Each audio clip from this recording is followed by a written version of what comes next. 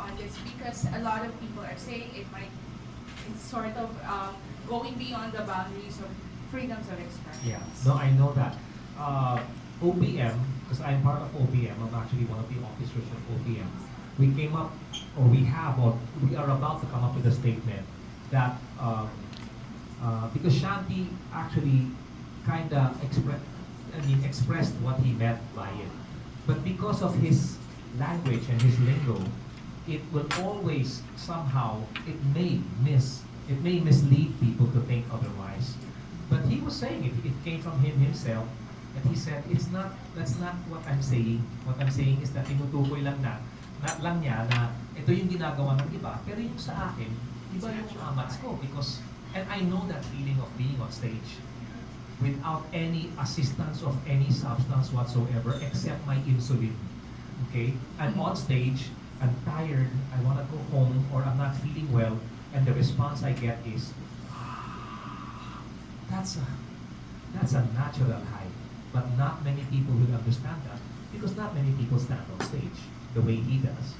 But what he's explaining, which I may even take further, is siguro if you have a talent in being able to paint, if you have a talent in being able to be a poet or even a journalist, you know, that for me is talent, you know, to be able to put information across in a manner that would be understood by all. That's what you, how do you say it? Diyan ka humataw. And through that, iiba talaga ang amats mo. That's for me, that's where I see it coming from. Now, he did mention certain things in the song, but when I read the lyrics and I'm like, yeah, but he's not encouraging anyone to do it. What he's saying is, ganito, this is how some people are, this is how you are, this is how some people, they refer to using these things, but iba yung amats mo.